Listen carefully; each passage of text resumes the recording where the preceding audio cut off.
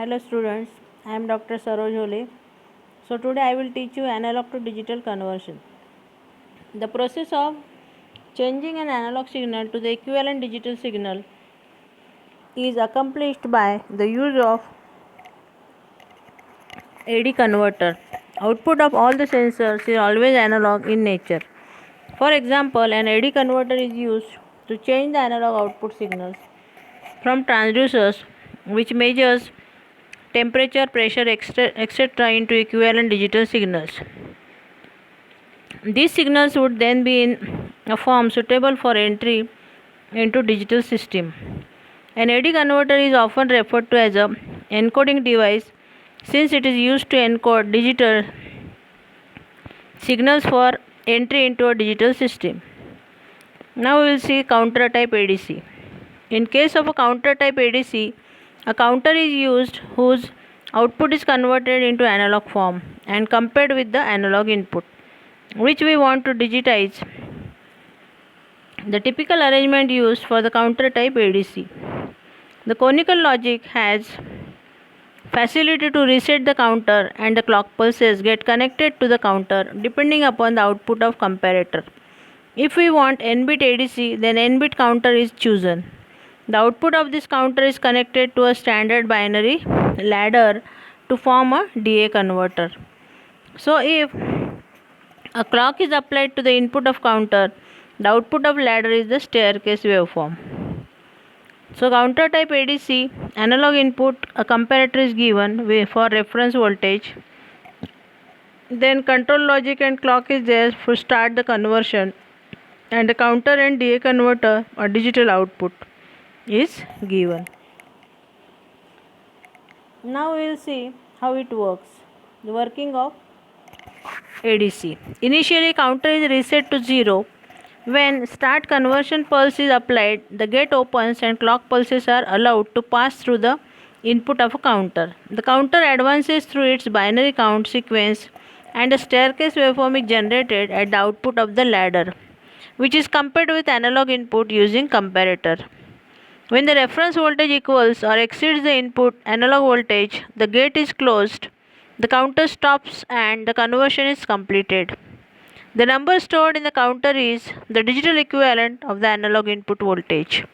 When there is a requirement of high resolution ADC, counter type ADC is a good solution. This method is much simpler than simultaneous method for high resolution. But the conversion time required is longer since the counter always begins at 0 and counts through its normal binary sequence. It may require as many as 2 raised to power n counts before conversion is complete.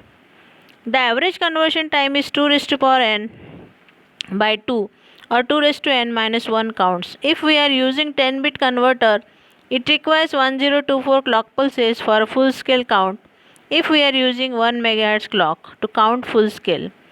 Time required will be 1024 into 10 raised to power minus 6 second. So is equal to 1024 millisecond, and hence the average conversion time is 0.512 millisecond. This large conversion time can be reduced by using some modification in the counter used. Now successive approximation method. In this method, AD converter operates by successively dividing the voltage range in half. It shows a block diagram of successive approximation method. The counter is first reset to all zeros and the MSB is then set. The MSB is then left in or taken out, which is done by resetting the MSB flip-flop depending upon the output of the comparator. The reference voltage to comparator is obtained from the output of a ladder. If comparator output is positive, which is due to analog input voltage greater than reference voltage, that MSB bit is kept as it is and second MSB is set. So this is a circuit diagram, block diagram of successive approximation converter. If the comparator output is negative, it indicates that reference voltage is more than analog input such that MSB is reset and second MSB is set, and the comparison is made to determine whether or not to reset the second MSB flip-flop. The process is repeated down to the LSB, and at this time the desired number is in the counter. Since the conversion involves operating on one flip-flop at a time, beginning with MSB, a ring counter is used for the flip-flop selection. It can be seen from the operational diagram that each conversion takes the same time and requires one conversion cycle for each bit. Hence, the total conversion time is equal to the number of bits n times the time required for one conversion cycle. If it is 10-bit converter with 1 MHz clock, the conversion time will be 10 into 10 raised to the power minus 6 is equal to 10 raised to the power minus 5 is equal to 10 microseconds. So, the National ADC 1280 is a single chip 12-bit successive approximation converter which does conversion in about 22 microseconds. Date and analog devices have several 12-bit converters with conversion time about 1 microsecond. So, you can start 000 to 100. So, in this successive operational diagram of successive approximation method. So, most of the physical signal is available in analog form. This physical variable, if one wants to process by using digital circuit or microprocessor, it needs to be converted in digital form. For this purpose, an analog to digital converter can be used. The analog to digital conversion is just the reverse of digital to analog conversion, but it requires complex circuit and lot of time. For digital to analog conversion, only two methods are there, but for analog to digital conversion, one can use many methods. All these methods employ complicated circuitry, hence we will consider only block diagram in this part of the book. The process of converting an analog voltage into the equivalent digital signal is known as analog to digital conversion. In digital to analog conversion, there are limited number of input bits which are to be converted in equivalent analog voltage. But in analog to digital converter, the analog input can have any value over a wide range, but the digital output can have only 2 raised to power n discrete values when the ADC has n bits. This makes it compulsory to represent the whole range of the analog input with only 2 raised to power n discrete values. So, in this case, the discrete voltage value will correspond to a digital output. So, a 3-bit digital data can be represented by dividing the analog voltage into 8 intervals. Now, we will see analog to digital converter specifications. Resolution. First is resolution, second is accuracy. So, what is resolution? This is the smallest possible change in the digital output that is caused by the analog input. The resolution of the converter is decided by the number of bits. The resolution of the converter can be increased by increasing the number of bits. Now, what is accuracy? The accuracy of converter depends on the components used. The main sources of errors are DAC comparator and reference applied. The parameters of all the above sources of errors are temperature dependent. Therefore, the accuracy also depends upon the temperature. The smallest digital step is due to LSB and it can be made smaller by increasing the number of bits. But there is a certain limit as for this and therefore it becomes source of error, which is inherent and is called the quantization error, which is commonly plus minus 1 bit. Now, third is conversion time. The time required for converting the analog input to the digital form is called conversion time. The conversion time determines the speed of the converter. This conversion time mainly depends on the value of analog voltage. The other main factors affecting it are clock frequency and number of bits. In addition to all this, it is also increased because of delays in different components of the converter, mainly the settling time of the DAC. Now, basic operation and block diagram of digital thermometer. Digital thermometers are temperature sensing instruments that are easily portable and have permanent probes and a covalent and a convenient digital display. The way a digital thermometer works depends upon its type of sensor. Sensor type includes resistance temperature detector, thermocouple and thermistor. If it all starts with the sensor, unlike the liquid field thermometer and the bimetal thermometer, digital thermometer needs a sensor.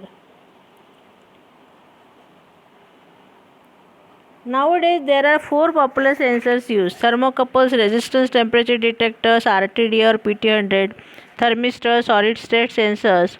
These sensors all produce either a voltage current or resistance change when there is a change of temperature. These are analog signals as opposed to digital signals. To understand how the digital thermometer works, we need to know how the sensor works. Without going into details, each of these sensors have a different analog output. A thermocouple has a self-generated millivolt signal that is proportional to the difference in temperature between its two ends. An RTD is a resistor that changes its resistance linearly with temperature. A thermistor is a resistor that changes its resistance in a non-linear way with temperature. A solid-state sensor requires external power and emits a small linear voltage proportional to temperature. The thermometer must excite and measure the signal from the sensor. Each method is different, but the result is an electrical signal that is proportional to the temperature. Now, digital thermocouple thermometer. A digital thermocouple thermometer needs two measurements to determine the temperature. First, it has a sensor to measure the temperature where the thermocouple connects to it. This is known as a cold junction compensation. Secondly, it measures the millivolt signal from the thermocouple. In order to determine the temperature at the end away from the thermometer, it subtracts the CJC temperature from the hot end signal and then converts that voltage to temperature. A digital RTD thermometer. A digital RTD thermometer is in essence an ohm meter. It measures the resistance of a sensor. To do this, it applies either a very small excitation voltage or current to the sensor and measures the voltage across the sensor. Very precise systems also reverse the polarity of the excitation and average the two readings to remove an inductive capacity and thermocouple effects. Now we will see digital thermistor thermometer. And digital thermistor thermometer provides an excitation voltage or current to the thermistor. Because the change in thermistor resistance is large compared to the resistance of the leads, a thermistor usually has a two-wire connection. The excitation is converted to a voltage signal by the thermistor and the thermometer then converts the measured voltage to the temperature. Now we will see digital solid state thermometer. A digital solid state thermometer provides an excitation current to the sensor and measures the linear millivolt per degree signal from the sensor. Now we have the thermometer conditioning the sensor and making an electrical measurement of its output. So this signal voltage or resistance is the analog signal. In the thermometer, this signal goes to A to D converter, that is analog to digital. The A to D converts the analog signal into a series of pulses, that is a digital signals. Now the signal is in the digital form. Microcontrollers use this digital information to originate the equivalent temperature value in digital format. The signal is matched against the resistance curves of the sensor. So CJC added for thermocouple and the digital signal is sent to display drive that converts the temperature signal into a signal to turn on certain segments of the display so that we can read actual temperature determined. So this figure shows the block diagram for the basic digital thermometer. So the block diagram consists of temperature sensor, system controller and display.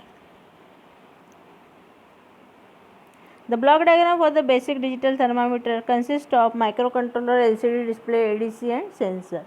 So the LM35 provides the ideal solution for the temperature sensor while LCD display module which is also applied. So is a practical solution for the temperature display.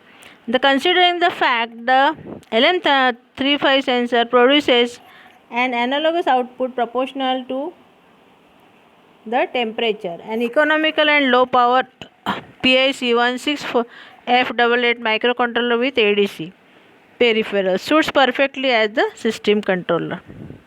Now you have to solve this. Solved problems are given here. You go through this. So in these solved problems you have to find the voltages. Okay. 4-bit DAC problem is there.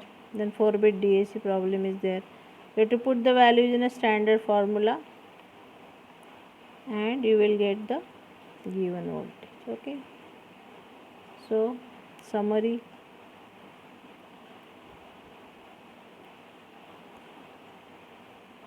Then solve these multiple choice questions, true and false. Okay, exercise is given.